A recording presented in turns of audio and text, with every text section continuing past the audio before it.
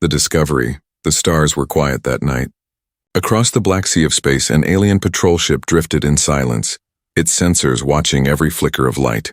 For the crew inside, this was not just another mission. They had been ordered to study a new species. A young race, a dangerous race, a race called humans. The captain, a tall being with skin like silver glass, stood at the viewing window. His eyes narrowed as he looked at the blue and green planet below. Earth. To him, it looked peaceful. Too peaceful. He knew peace was often a mask for hidden danger. "Report," he commanded. His voice was sharp, like metal scraping stone. A young officer turned from his console. "Captain, the humans are gathering in groups. They are not fighting, they are playing." The captain's head tilted. "Explain." The officer hesitated. He brought up a screen. The image showed humans in a park. Some were tall, strong adults. Others were small, fragile creatures. They laughed, ran, and clung to the larger ones. The aliens studied the sight with confusion. The captain frowned. "What are those small ones?" "They walk poorly, they fall. They cannot fight." "Why keep them?" Another officer hissed softly. "They must be young. Incomplete adults. Cubs." The crew murmured in agreement. "Cubs. Helpless, slow, weak." The captain leaned closer to the image. He watched as one small cub tripped and cried. Immediately, 3 adults rushed to lift it, to comfort it. Their movements were desperate, as if the fall had been a great disaster. The humans whispered soft words, wiped the tears, and held the cub until it laughed again. The captain's lips curled into something like a smile, though it was cold. "So, this is their weakness." He tapped the glass with a long finger. "They cannot survive without their cubs. They protect them too much. If we want to break humans, we attack here." The crew shifted, excited at the idea. They had fought many species before. All had weaknesses. Some feared hunger. Some feared fire. Some feared the dark. To find a weakness so obvious was rare. The science officer, older and slower, spoke with care. "Captain, perhaps we should be cautious. We have not seen humans in battle. Maybe they are more dangerous than they appear." The captain waved his hand. "Dangerous? Look at them. They sing songs to their cubs. They waste time feeding them, protecting them, teaching them. They carry the weak on their shoulders. No true warrior species would do this." On the screen, another scene unfolded. A human mother placed her cub in her arms and rocked it to sleep. Another human father stood guard, his eyes scanning the shadows as if he would fight the night itself to keep the small one safe. The captain laughed, a sound like breaking glass. "This is not strength. This is chains. Their cubs hold them down. If we strike at the cubs, the humans will fall to their knees." The crew believed him. Their empire had conquered worlds by breaking the weakest link. If humans tied their hearts to their cubs, then all the empire needed to do was cut that tie. But deep inside the silent ship, the old science officer kept his doubts. He had studied many species. He knew that what looked like weakness sometimes became the sharpest blade. He did not speak his thoughts aloud. To challenge the captain was dangerous. Still, his mind whispered, "What if we are wrong?" The patrol ship continued its watch. They saw more. Humans building schools for their cubs. Humans feeding them first, even when food was scarce. Humans forming circles around them in danger, as if the small lives were worth more than their own. The aliens took notes. Every report carried the same conclusion. Humans protect their cubs above all else. This is the key to defeating them. The captain sent the message back to the Empire. "We have found humanity's weakness. Strike the cubs and humans will break." As the message traveled across the stars, the crew relaxed. They thought the battle was already won. But the old science officer sat alone at his station, his eyes still on the human images. He saw the fire in the parents' eyes. He saw the way humans held their cubs with fierce devotion. He saw that even in play, even in laughter, there was a strange kind of strength in them. He whispered to himself, too soft for anyone to hear. "Perhaps this is not weakness at all. Perhaps this is the reason they fight." The patrol ship turned and vanished into the dark, leaving Earth untouched for now. But the decision was already made. The Empire would test this new species. They would strike where they thought humans were softest. And in that choice, the galaxy had taken its first step toward a terrible lesson. The message had traveled across the stars, faster than light, faster than fear. The alien empire listened carefully to the report from the patrol ship. Their leaders smiled. Their advisors bowed. Their generals sharpened their plans. Weakness has been found, declared the High Commander. Humanity hides behind its cubs. Strike them there and victory is certain. And so the Empire prepared a test. Not a full war, not yet. They would strike at one small colony, far from Earth, far from the protection of human fleets. If the humans broke when their cubs were threatened, then the rest of the war would be easy. The chosen colony was on a quiet moon. The settlement was young, only a few hundred humans living under silver domes. They farmed the frozen soil, mined the stone, and raised their children under the pale light of two suns. To the Empire, it was perfect bait. The alien fleet arrived without warning. 10 black ships appeared in the sky like scars. Their weapons glowed red, their shadows falling over the domes below. The humans looked up in fear as alarms screamed. The alien commander's voice thundered across the colony through loudspeakers. Humans, surrender. Bring your cubs outside. Place them before us and we may spare you. Inside the largest dome, families huddled together. Mothers clutched their children close. Fathers locked the doors and whispered, "Stay quiet." The colony leader, a man named Elias, stood in the center. His voice shook, but his eyes were steady. "They think our children make us weak," he said. "They think we will give up. But they do not understand us." Around him, men and women tightened their grips on hunting rifles, mining tools, even kitchen knives. They were not soldiers. They were settlers. But every face was hard as stone. Outside, the aliens grew impatient. They had expected begging, surrender, tears. Instead, silence. "Very well," said the alien commander. "We will take the cubs by force." Their soldiers descended from the ships, tall figures of steel and shadow. They marched toward the domes with weapons raised. The air hissed with the sound of machines. Then the humans struck. From behind rocks, from inside tunnels, from hidden vents in the ground, they attacked. Shots cracked through the air. Explosives hidden in the soil roared to life. Miners swung drills like spears. Farmers fired rifles with deadly aim. The aliens stumbled back in shock. These were not trained armies. These were settlers. Yet they fought with a fury that burned hotter than any weapon. One alien soldier cornered a mother and her cub near the edge of the dome. The child cried out. The soldier raised his blade, but the mother did not run. She threw herself at the armored giant, clawing and biting, screaming like a wild beast. The soldier struck her down, but in that moment her child escaped. A neighbor grabbed the cub and carried it to safety. Everywhere scenes like this unfolded. Humans fought with no thought for themselves. Wounded men dragged children behind cover. Women stood as shields, their bodies between danger and their little ones. Even the old, the weak, the sick, none retreated while children were at risk. The aliens reported to their commander in panic. "They are not breaking. They are growing stronger."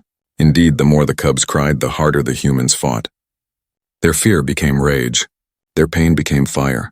Every scream of a child turned into another blade, another bullet, another strike. The battle raged for hours. The aliens burned houses, tore down domes, tried to crush the humans into ash, but the humans would not kneel.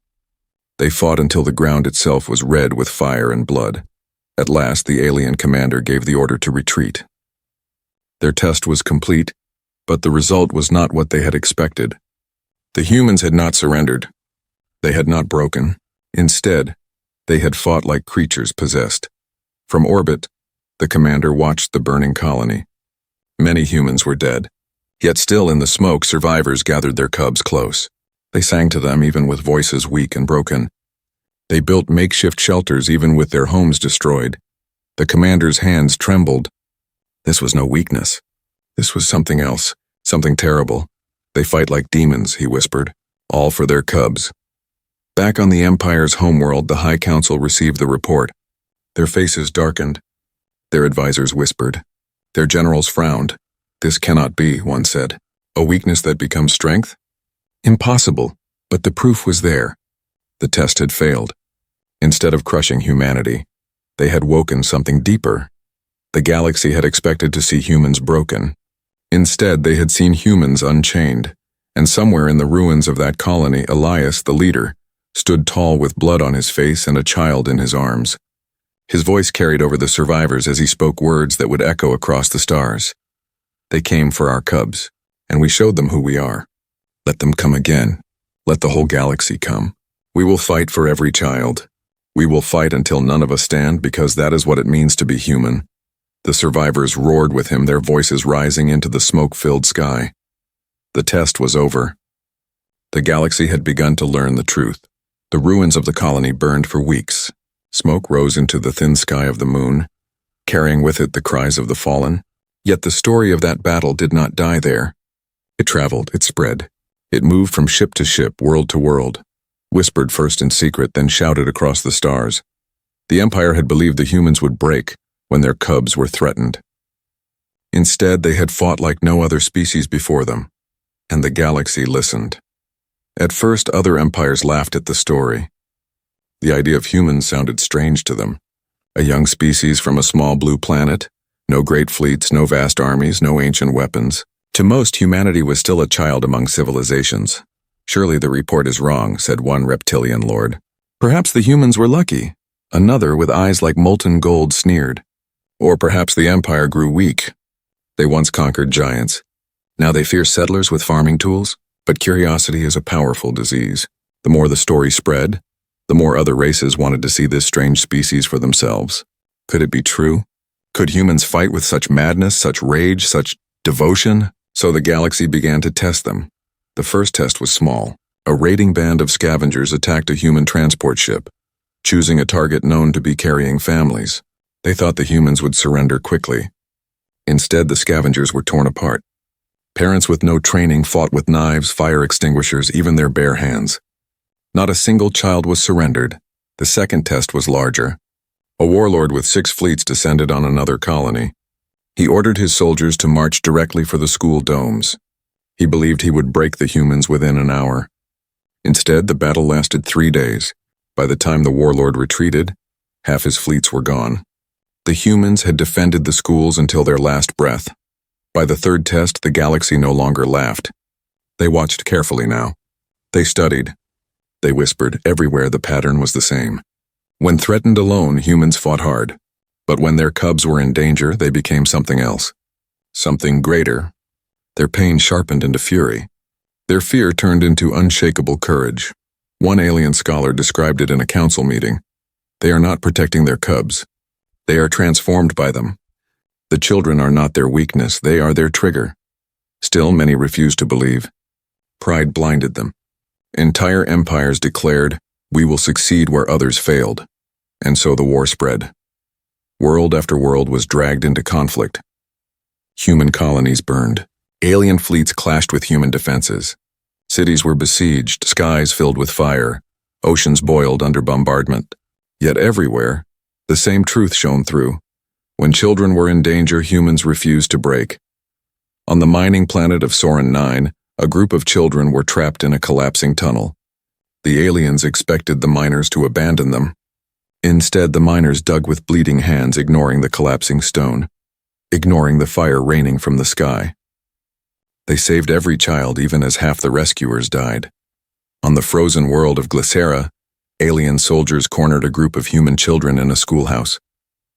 The teachers stood in front of the doors, armed with nothing but old pistols and sharpened sticks. They fought until none remained standing. By the time human reinforcements arrived, every teacher was dead, but not a single child had been taken. And on the colony of New Dawn, soldiers formed a living wall around an evacuation ship carrying children. Wave after wave of alien forces struck them. The soldiers did not retreat. Even when their lines broke, even when their armor failed, they dragged themselves forward to cover the children until the ship lifted into the sky. The aliens recorded these battles. They studied them in silence. They compared notes, and fear began to bloom in their hearts. One commander wrote in his log, "We thought the cubs were their weakness. But when the cubs cry, the humans become unkillable. I do not know how to fight this." Another, more desperate, said, "It is not war we fight. It is something deeper, something primal. They fight with love, and love is not a weapon we can destroy." Still, the wars continued. Pride, greed, and arrogance pushed the galaxy forward, and with each battle, humanity grew stronger. They learned. They adapted. Their technology advanced. Their fleets expanded. But most of all, their reputation spread like fire. Among alien races, a new phrase began to circulate. It was spoken in markets, in military briefings, in dark taverns filled with whispers. Do not touch the cubs of humanity. It was not yet law, but it was becoming a warning. A shadow over every plan, every raid, every invasion. And yet the galaxy is slow to learn. Some still believed the humans could be broken if enough pressure was applied. In secret chambers, powerful leaders gathered. They stared at maps of human space, red circles around colonies filled with families. They still thought victory possible. They still thought humans were young, fragile, foolish. But the old science officer, the one who had first seen the humans from orbit, wrote his final note before leaving his empire forever. The others see weakness in the cubs. I see the seed of something unstoppable. They have not yet learned that the more you strike at humanity's children, the more you awaken the monsters in their parents. And when enough monsters rise, the galaxy itself will shake. And so the war spread, and the galaxy moved one step closer to its greatest mistake. The galaxy was burning. Human colonies had become battlegrounds, their skies filled with fire, their lands scarred by war. Yet the more the galaxy struck at humanity, the more dangerous the humans became. Still, the empires believed there must be a way to break them. Surely no race could fight without limit. Surely no species could endure such endless loss. So they tried something different. Not ships, not bombs, not fleets. They tried questions. On a broken battlefield under the shadow of a ruined city, an alien commander ordered a human prisoner to be brought before him. The man was wounded, his clothes torn, his body weak, but his eyes burned with the same fire the commander had seen too many times before. The alien's voice was smooth, curious. Tell me, human, why do you fight so hard for your cubs? They are small. They are helpless. If they die, you can make more. Why suffer? Why sacrifice? The human coughed, blood staining his lips. But he smiled, a small, terrible smile. Because they are not replaceable, he said. His voice was quiet but steady. Each child is the only one of its kind. Each carries a piece of us. To lose one is to lose a future that will never come again. The commander frowned. He had expected tears, begging, denial. Not this. The human leaned forward. His eyes locked on the aliens. You think our cubs are our weakness. You are wrong. They are the reason we fight. They are the reason we will never stop. The words cut deeper than any blade. The commander said nothing, but when he returned to his ship that night, he did not sleep. The image of the human's burning eyes haunted him. Across the galaxy, similar moments unfolded. In interrogation rooms, in captured colonies, in the ruins of cities, aliens kept asking the same question, and humans kept giving the same answer. On the desert world of Arcan, a mother was captured after shielding her child with her own body. When asked why she had not run, she spat back, "Because my child's breath matters more than mine." On the ocean planet of Lyra, a teacher was beaten for refusing to reveal where the children were hiding. When his alien captors demanded to know why, he whispered with his last breath, "Because they are tomorrow. Without them, nothing matters." Every answer was different, but every answer carried the same truth. Children were not weakness. They were purpose. The galaxy struggled to understand. To most species, the young were simply survival. A way to continue the line. But to humans, they were something greater. Symbols of hope, of meaning, of love so fierce it bent the laws of fear. And this truth began to spread, just as the story of the first colony had spread. Soldiers who had fought humans told their comrades. Scholars who studied humanity warned their councils. Spies who listened to human songs carried back words that echoed like thunder. For the children. The phrase became a chant, a banner, a curse whispered in alien war rooms. The turning point came on the battlefield of Vera Prime. The alien alliance had gathered its largest force yet. 20 fleets. Tens of thousands of soldiers all bent on destroying one human stronghold. At the center of the city stood a great tower. Inside, hundreds of children sheltered, guarded by only a few hundred human soldiers. The aliens expected an easy victory, but the soldiers did not retreat. They did not surrender. They formed a circle around the tower, their weapons steady, their faces unshaken. For 3 days they fought without rest. Every time the aliens thought the humans would collapse, they rose again. One alien general watching from orbit muttered in disbelief, "It is madness." They fight as if death is nothing. Another answered, no, it is not madness. It is devotion. By the fourth day, the aliens had lost more than half their forces. The humans still stood, bloodied but unbroken. The Alliance retreated, humiliated, and the galaxy finally understood. The weakness they thought they had found was not weakness at all. It was the deepest strength the humans carried. Every threat to their cubs only made them more dangerous. Every attempt to break them only made them rise fiercer. From that day on, the wars began to shift. Some empires pulled back, unwilling to waste fleets against such an enemy. Others whispered that to threaten human children was suicide. Even the bravest commanders hesitated before targeting a human school or a nursery dome. The humans themselves felt the change. They knew the galaxy was learning. They knew the tide was turning. And in their hearts they carried a new kind of pride. The prisoners, the mothers, the fathers, the soldiers, all had spoken the truth in their own way. The truth that had become a weapon sharper than any blade. They are not weakness. They are the reason we fight. The galaxy had tried to test humanity. Instead, humanity had taught the galaxy a lesson it would never forget. And from that moment, the war would never be the same. The galaxy had watched, and the galaxy had learned. But learning came too late. The humans were no longer fighting to survive. They were fighting to win. Every colony that had been attacked, every child that had been threatened, every life stolen, those memories became fire inside the hearts of humanity. That fire spread from world to world, uniting them like never before. The fleets of Earth grew larger. Old ships were reforged into war machines. Civilian factories turned into armories. Farmers, miners, and traders became soldiers. Yet no matter how advanced their weapons became, the core of their strength remained the same. The will to protect their cubs. The first empire to break was the Kothar Dominion. For decades they had ruled half a spiral arm, feared for their cruelty and discipline. When the humans struck back, the Kothar laughed.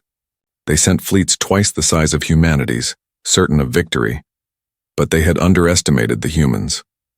On the battlefield of Karsus Belt, the Kothar tried to use hostages. They filled their ships with captured human children, broadcasting images of them in chains. They expected surrender. Instead, the humans charged. Their fleets tore into the enemy with reckless fury, sacrificing ships, crews, and entire squadrons just to break through and free the children. The battle was chaos, fire consuming both sides. But in the end, the children were saved. The Kothar lost more than half their fleet. Their empire never recovered. Whispers spread across the stars. Do not use the cubs. It only makes them stronger. The second empire to fall was the Orvalis Combine. They believed in strategy and deception, not brute force. They set traps for the humans, luring them into ambushes near civilian worlds. Their greatest mistake was the siege of Talros Station. Talros was a nursery world home to thousands of children. The Orvalis planned to capture it intact, to parade the children as proof of human defeat. But the humans had learned. Before the Orvalis could strike, fleets from 3 human sectors arrived. Soldiers from worlds far apart had left everything behind to protect one small planet. The battle raged for 9 days. Entire oceans boiled. Cities fell into ash. But when the smoke cleared, Talros still stood. Not a single child had been taken. The Orvalis fleets were shattered, their generals executed by their own people for the shame of failure. By now, the galaxy understood. Empires that once ruled with fear now shook at the mention of humanity. Commanders refused to target colonies with children. Armies hesitated at the sight of human civilians. Even whispers of the cubs sent shivers down alien spines, yet humanity did not stop. They carried the war deeper. The human fleets became hammers striking at the heart of empires. Each time they advanced, they carried banners with one phrase painted in red: for the children.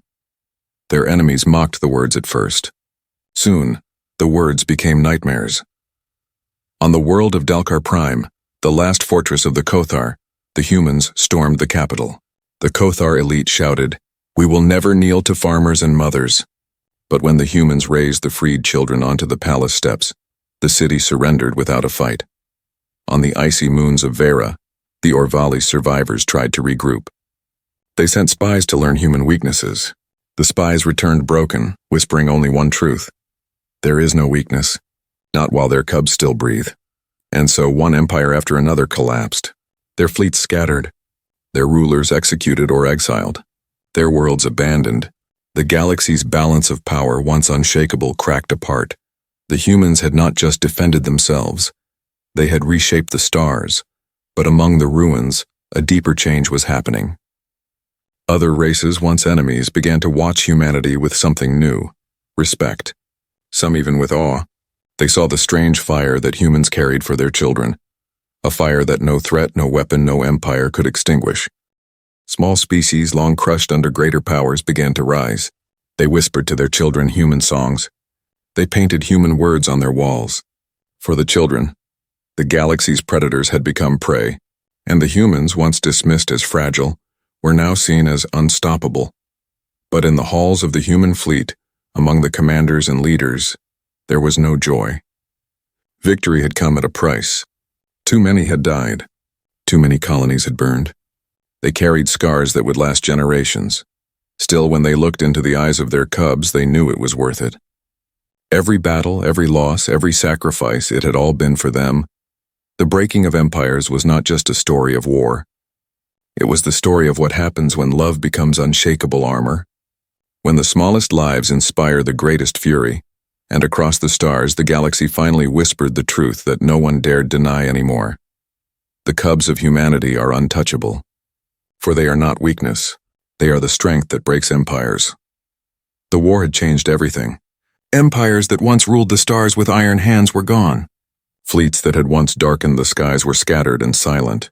And everywhere the same phrase spread from one world to the next: do not touch the cubs of humanity. It was not written in law. No council had signed it. No treaty declared it. Yet it moved faster and struck deeper than any order. It became a truth the galaxy whispered in fear. On trade ships, merchants warned their captains, never raid a colony if you hear children's voices. In military academies, instructors told recruits, you may fight humans, but never aim at their cubs. In backroom councils, alien leaders muttered, we tried, we failed. They are unbreakable there. The lesson had burned itself into the galaxy's memory. The survivors of broken empires carried the truth hardest of all. Refugees from the Kothar Dominion and the Orvalis Combine told the same stories again and again. Stories of human fury, of parents who fought until their last breath, of soldiers who stood against impossible odds simply because children were behind them. Whole races began to adopt the human way. On the desert world of Yaren, warriors who once abandoned their weak now carried their own cubs into shelters, whispering, as the humans do. On the frozen outposts of Calvin, teachers told alien children the human phrase, for the children, though the young did not fully understand its weight. In some corners of the galaxy, the phrase became sacred. Not a warning, not a rule, but a prayer. Yet for humanity the lesson was heavier. They had won, yes, but at great cost. Thousands of lives lost, whole colonies burned, families torn apart. Humanity had defended its cubs, but scars ran deep. Even so, the fire that drove them never dimmed. On Earth itself, children walked through rebuilt cities, hand in hand with parents who whispered promises, we will never let it happen again. Those words became humanity's vow, carried into every ship and every fleet. The galaxy had expected humans to fade after the war, to return to their small place on the edge of the stars. But instead, humanity grew louder, stronger. Their fleets no longer traveled only for defense. They began to patrol, to protect, to stand guard not only over their own cubs, but over the cubs of other species too.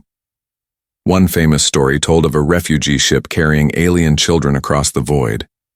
Pirates struck, believing humans would not care for cubs not their own.